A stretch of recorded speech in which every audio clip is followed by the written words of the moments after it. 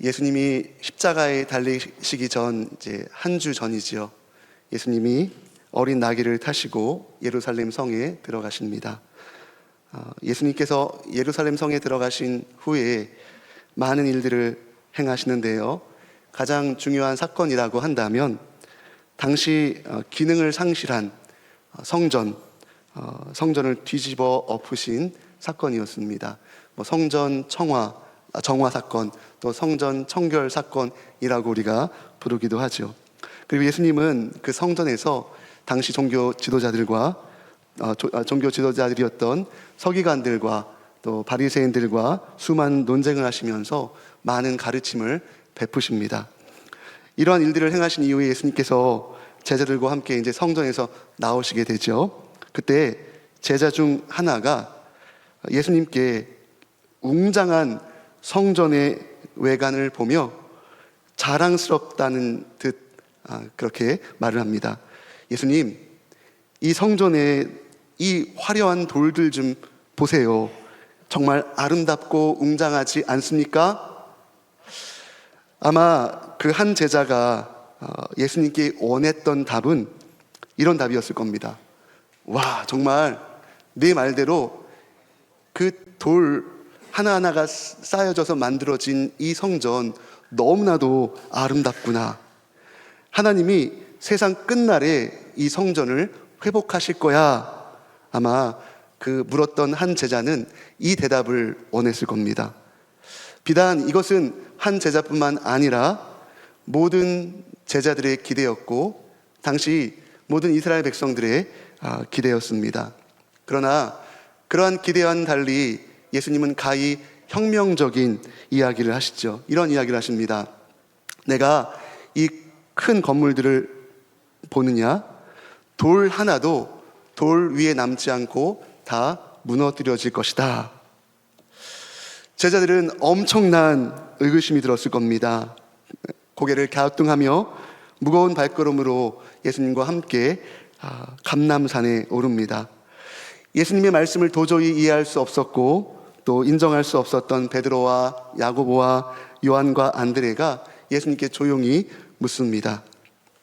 예수님, 어느 때에 이런 일이 있겠습니까? 그리고 이 모든 일이 이루어지려 할 때 무슨 징조가 있겠습니까? 그러자 예수님은 여러 가지 징조를 이야기하면서 오늘 설교의 제목인 이런 말씀을 하십니다. 아직 끝은 아니라. 오늘 설교의 제목이죠.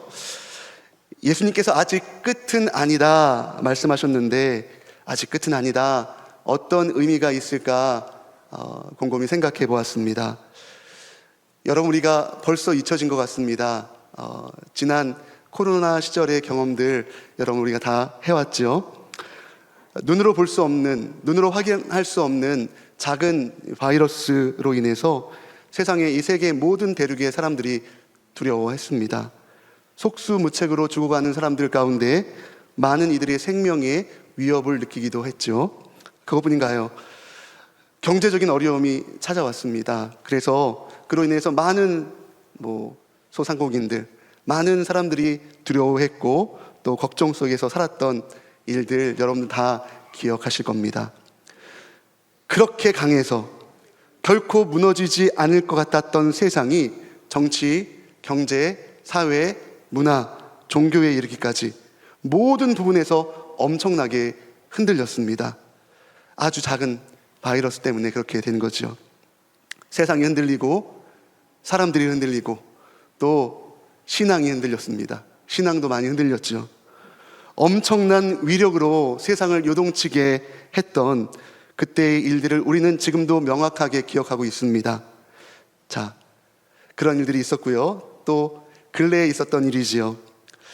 제가 지난 공주에서 사역할 때 저녁에 아이들과 함께 집에서 있는데 깜짝 놀랐습니다. 처음으로 경험한 일이었는데요.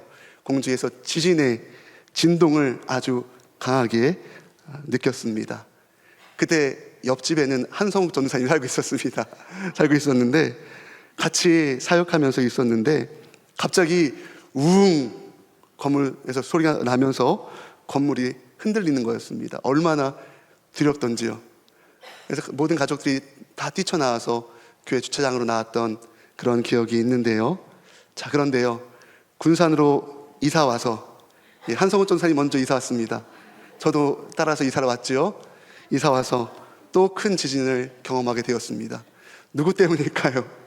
예, 이런 세상의 모습을 돌아보며 예수님께서 말씀하신 아직 끝은 아니니라, 이 말의 의미를 곱씹어 보게 됩니다. 그리고 한 사람의 신앙인으로서 어떻게 살아가야 할지를 생각하게 되는데요.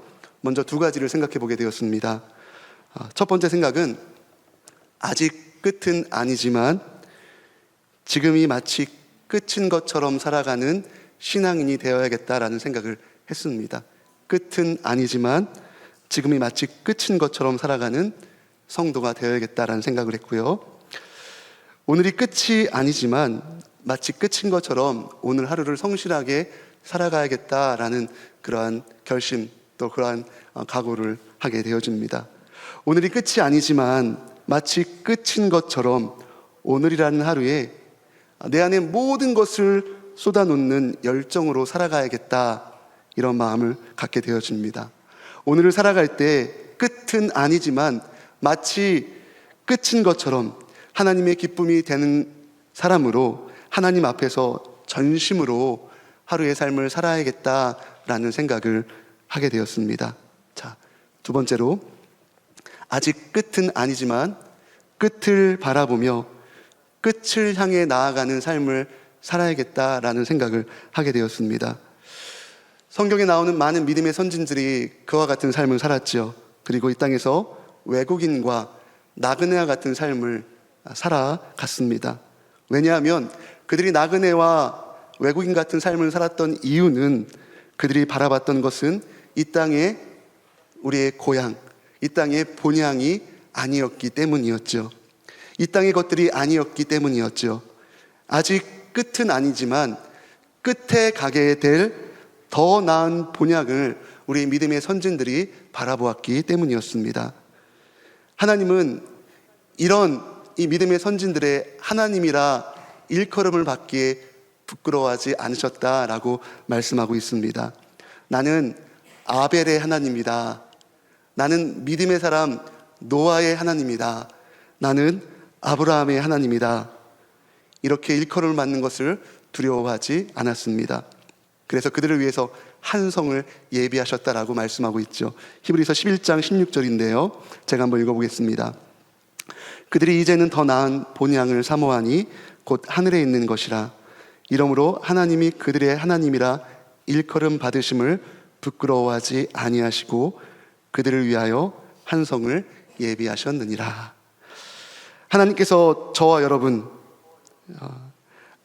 아무개의 하나님이라 불려질 때 부끄러워하지 않으시길 간절히 소망합니다. 정말 우리의 이름을 부를 때 하나님께서 자랑스럽게 여기시며 아무개야, 아무개야, 믿음의 사람 아무개야, 이렇게 불림받는 저와 여러분 되기를 주님의 이름으로 축복합니다. 그것은 아직 끝은 아니지만 끝에 가게 될 본향, 우리가 다 이제 본향을 가잖아요. 그 하나님의 나라를 바라보며 살아가는 우리에게 주어질 이름일 것입니다. 아무개야, 내가 너를 보니 부끄럽지 않고 너무 자랑스럽다. 여러분 꼭 이런 칭찬 받으시길 축복합니다. 여러분, 우리가 아직 끝이 아닌 시대를 살아가는 신앙인으로 어떻게 살아가야 할지 두 가지 말씀을 우선 드렸습니다. 첫째, 아직 끝은 아니지만 끝처럼 우리에게 맡겨진 삶, 우리에게 주어진 삶을 성실하고 또 신실하게, 진실하게 살아가자. 둘째로, 아직 끝은 아니지만 더 나은 본향을 바라보며 끝을 향해 나아가는 삶을 살아가자. 자, 그렇게 살아가길 축복합니다. 자, 그렇다면 끝은 아니지만 우리에게 주어진 삶을 끝인 것처럼 살아가려면, 끝은 아니지만 끝을 바라보며 끝을 향해 나아가는 삶을 살아가려면 구체적으로 우리는 어떠한 자세, 또 어떠한 태도로 살아가야 할까요? 이것만 좀 잠시 나누고 함께 기도해 보려고 하는데요. 첫 번째로 우선 끝을 준비해야 합니다. 끝. 우리 유치부 친구들도 있고 아주 어린 친구들도 있는데 벌써부터 끝을 준비하라고 하니까 끝을 준비해야 합니다. 아무리 어려도 또 아무리 젊어도 우리는 끝을 준비해야 합니다. 오늘 본문에 보면 제자들이 그 자태를 자랑한 성전이 파괴될 때의 징후 3가지 정도를 말씀을 하십니다. 그것은 이것이죠. 미혹과 재난과 핍박. 미혹과 재난과 핍박. 이제 말세에 이제 성전이 무너질 그 징조, 내가 그다, 내가 세상의 로마의 압제로부터 너희를 구원할 메시아다 하며 수많은 사람들을 미혹할 것이다, 예수님께서 말씀하십니다. 그리고 전쟁과 기근과 핍박, 기근과 또 지진과 같은 재난이 있을 것을 말씀을 합니다. 또한 예수님을 믿고 따른다는 이유로 미움과 핍박을 받게 될 것을 오늘 본문 말씀에서 말씀하고 있습니다. 그리고 각각 이러한 징후가 나타날 때 대비할 것을 말씀하시는데요. 자, 5절 말씀 끝에 보면 주의하라 말씀하십니다. 주의하라. 또 7절 말씀 중간에 두려워하지 말라. 그리고 9절 말씀 처음에 스스로 조심하라. 13절 끝부분에 끝까지 견뎌라, 이렇게 말씀하고 있습니다. 여러분, 이 말씀들을 한번 잘 보시길 바랍니다.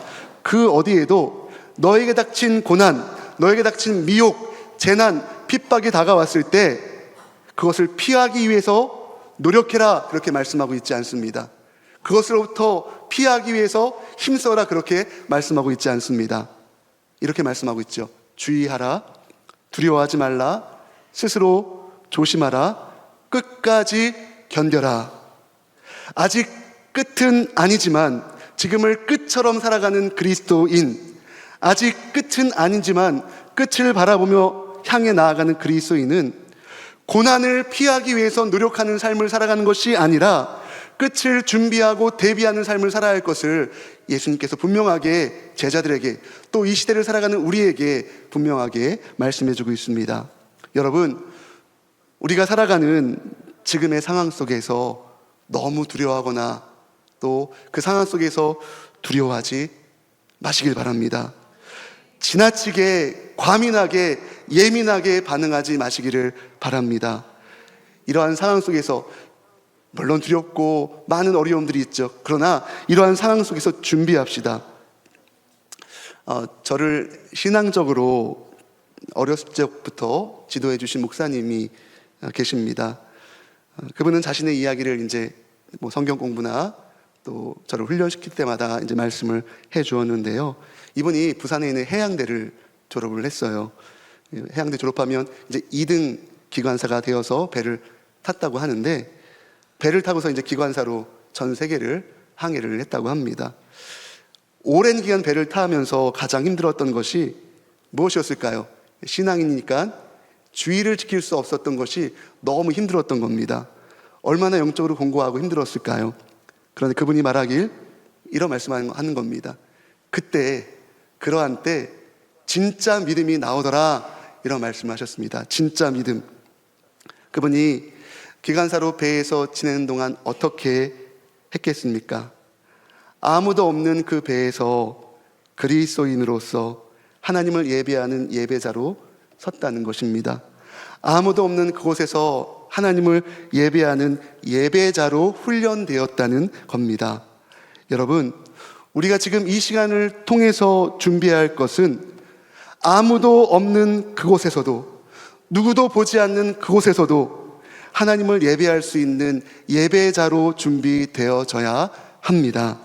그걸 여러분들이 지금부터 훈련하셔야 합니다. 아무도 없는 무인도에 버려졌다 할지라도 그곳에서 살아계신 하나님을 바라보며 예배할 수 있는 예배자가 되어야 한다는 것입니다. 이거를 잘 훈련해야지 우리의 삶에 어떠한 골리앗과 같은 상황이 다가온다 할지라도 그것을 무너뜨릴 수 있는 다윗과 같은 믿음의 사람으로 설 수 있다는 것이죠. 제가 다윗을 참 좋아합니다. 여러분들도 다 다윗을 참 좋아하지요. 왜냐하면 다윗은 우리와 너무나도 비슷하기 때문이에요. 많이 비슷해요. 다윗은 부모에게도 형제에게도 버림받은 사람이었습니다. 누구도 신경 써주지 않았던 사람이었습니다. 인간적으로 보면 참 외롭고 상처가 많은 사람이었습니다. 정말 우리들의 모습과 다를 바가 없지요. 다를 바가 전혀 없습니다. 상처투성입니다. 그런데 그는 들판에서 양을 치며 아무도 없는 그곳에서 하나님을 예배하는 예배자로 세워졌습니다.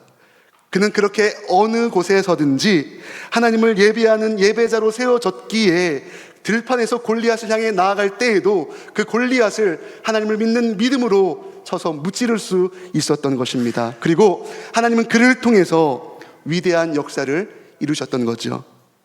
시편은 그 사실을 분명하게 입증하고 있습니다. 시편 78편 70절에서 73절 말씀, 이런 말씀이죠. 제가 한번 읽어볼게요. 또 그의 종 다윗을 택하시되 양의 우리에서 취하시며, 다윗이 양의 우리에서 뭘 했을까요? 양을 쳤을 거예요. 그냥 무턱대고 시간 보내며 양을 치지 않았을 겁니다. 그것에서 하나님을 예배하며 곰과 사자를 물리치며 양들을 지키며 성실하게 그 시간을 보냈을 겁니다. 전양을 지키는 중에서 그를 이끌어내사 그의 백성인 야곱, 그의 소유인 이스라엘을 기르게 하셨더니, 이렇게 말씀하고 있고요. 시편 89편 20절로 21절인데요. 내가 내 종 다윗을 찾아내어 나의 거룩한 기름을 그에게 부었도다. 어떻게 했다고요? 다윗을 찾아내었다, 이렇게 말씀하고 있습니다. 바울은 이런 다윗에 대해서 이렇게 증거하기도 하죠. 다윗을 왕으로 세우시고 증언하여 이르시되 내가 이새의 아들 다윗을 만나니 내 마음에 맞는 사람이라 내 뜻을 다 이루리라 하시더니.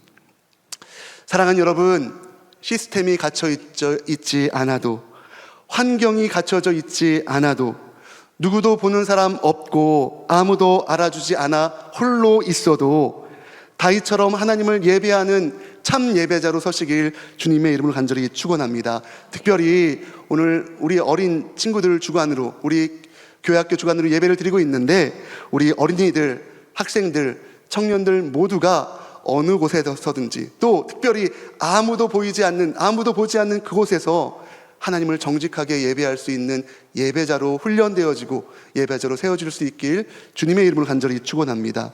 어느 곳에 내가 가난하든 부하든, 내가 건강하든 건강하지 않든, 어떤 상황에 있든지 어떤 처지에 있든지, 공부를 잘하든 공부를 못하든 최선을 다해서 하나님을 예배하는 예배자로 서시기를 바랍니다. 다시 말씀드리지만 이젠 너무 쉽게 요동하거나 두려워하지 맙시다. 너무 과민하고 예민하게 반응하지 맙시다. 아무도 없는 그곳에서 하나님을 예배하는 예배자로 세워지길 주님의 이름으로 간절히 축원합니다. 자, 두 번째입니다. 첫 번째는 준비하는 삶을 살자였고요. 두 번째는 인내하는 삶을 살자입니다. 너무나도 쉬운 말씀이죠. 우리 본문 13절 말씀 같이 읽어볼까요? 13절 같이 읽어보겠습니다. 시작. 또 너희가 내 이름으로 말미암아 모든 사람에게 미움을 받을 것이나 끝까지 견디는 자는 구원을 받으리라. 아멘. 끝까지 견디는 자는 구원을 받으리라.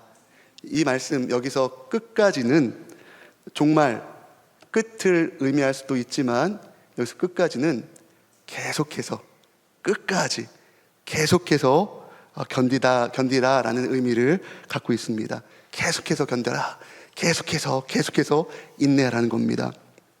우리가 보통 씨 뿌리는 비유에서 좋아하는 말씀이 우리의 삶 가운데 30배, 60배, 100배의 결실을 맺는 것, 아멘으로 받아들이면서 그 말씀을 너무나도 좋아합니다.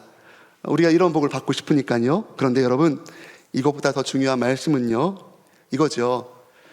좋은 땅에 있다는 것은 착하고 좋은 마음으로 말씀을 듣고 지키어 인내로 결실하는 자니라. 그렇습니다. 계속해서 견디고 견뎌내어서 인내로 결실을 해야만 한다는 겁니다. 여러분 계속해서 견뎌내십시오. 계속해서 인내하십시오. 군대를 다녀오신 분들은 잘 아실 겁니다. 군대에서 행군을 참 많이 하죠. 저도 행군을 참 많이 했던 것 같아요. 60km, 100km 행군을 참 많이 했는데, 또 지리산 종주도 했고요.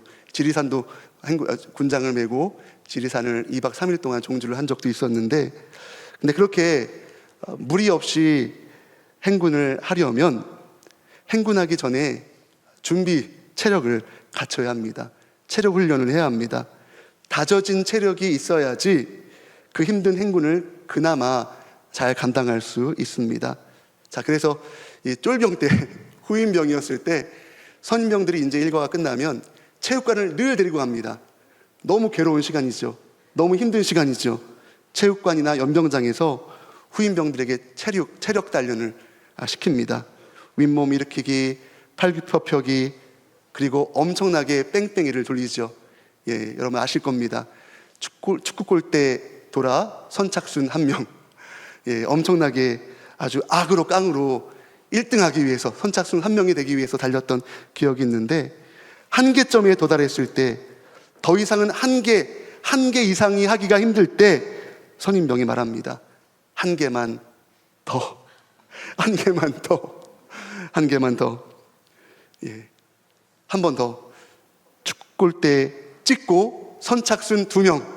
예, 그 안에 들기 위해서 엄청나게 치열하게 옆에 있었던 사람들과 싸웠던 경험이 있습니다.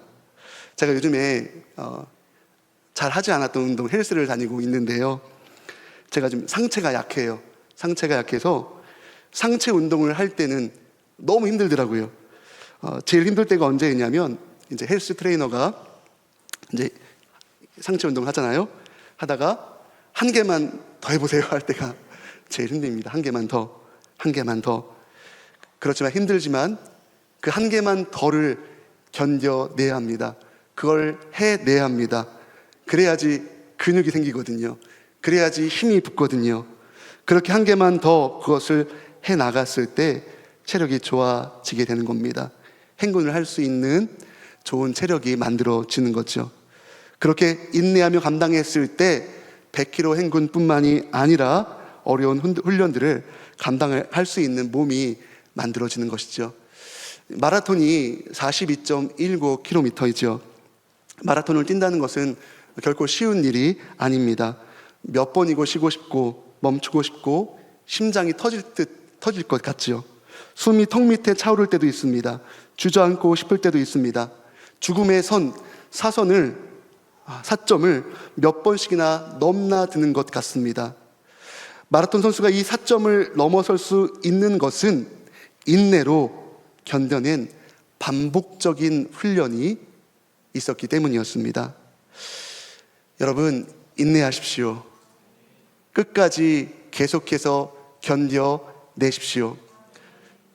주님께서 말씀하십니다. 한 개만 더, 한 개만 더. 조금만 더 주님 안에서 버티십시오. 제가 긴 인생은 아니지만 지나온 인생을 살아오면서 깨닫는 것이, 여러분들도 다 동일하게 느끼실 거예요. 주님 안에서 잘 버티는 것이 능력이다라는 것을 새삼 깨닫게 됩니다. 주님 안에서 잘 버티는 것. 끝은 아니지만 마치 끝을 살아가는 그리스도인으로, 끝은 아니지만 끝을 바라보며 끝을 향해 나아가는 그리스도인으로 버티고 또 버티며 또 인내하고 인내하는 삶을 살아가는 우리 평안교회 모든 성도님들 되기를 축원합니다. 모든 교회는 아니지만 몇몇 교회들로 인해서 교회가 사회적 지탄의 대상이 지금도 되고 있는 것이 사실입니다. 경고망동하지 말아야 하는데, 착한 마음으로 말씀을 듣고 지켜서 계속 견뎌내어서 인내로 열매를 맺어야 하는데, 너무 경솔하고 생각 없이 말하고 또 행동하기 때문이죠. 망령되게 행동해서 다른 교회에 피해를 줍니다. 담임목사님들 말씀을 하시는데 자세와 태도가 문제인 거죠. 자세와 태도. 마치 자신이 정답인 양 너무 쉽게 판단하고 말합니다. 너무 험한 말을 많이 합니다. 하나님은 인격적인데 그 인격적인 하나님이 이 삶 가운데 반영되어 나오지 않습니다. 예수님을 전함으로 핍박받아야 하는데 교회의 빛의 열매인 착함과 의로움과 진실함을 보여줌으로 세상 가운데 핍박받아야 하는데 되레 그렇게 하지 못함으로 세상에게 지탄의 대상이 되어지고 세상의 핍박의 대상이 되어지는 교회의 모습을 많이 보게 되어집니다.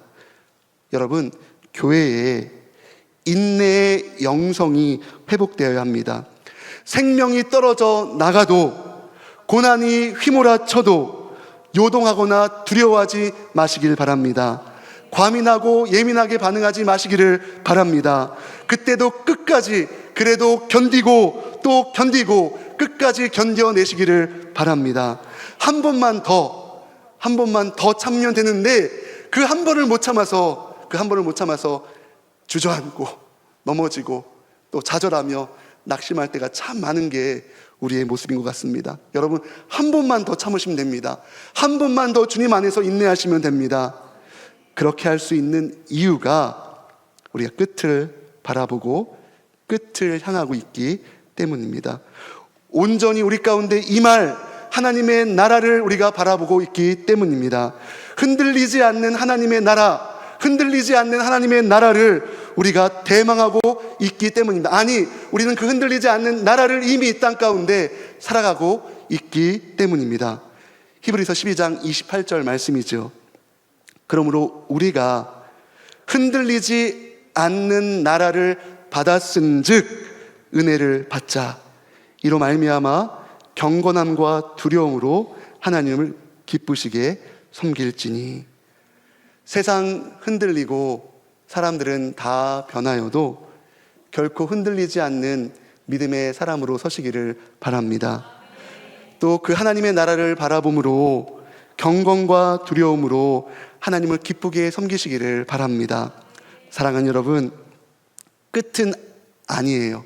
그렇지만 끝을 바라보는 그래서 준비하는 삶, 그리고 끝은 아니지만 끝을 바라보고 끝을 향하는 인내하는 삶, 그 흔들리지 않는 하나님의 나라가 지금입니다. 여러분, 잘 생각해 보세요. 지금은 곧 끝이기도 합니다. 지금은 곧 끝이기도 하죠. 바로 이 끝, 바로 이 시간에 그 하나님의 나라가 임하기를 여러분들이 간절히 갈망하시며 소망하시며 준비하며 살아가시기를 바랍니다. 그 하나님의 흔들리지 않는 나라가 온전하게 임할 그 끝을 바라보며 그 끝을 소망하며 하루하루를 인내하며 살아가는 주님을 예배하는 예배자로 서는 저와 여러분의 삶이 되길 간절히 축원합니다. 아멘. 우리 다 같이 좀 찬양하고 함께 좀 말씀을 생각하며 기도하도록 하겠습니다.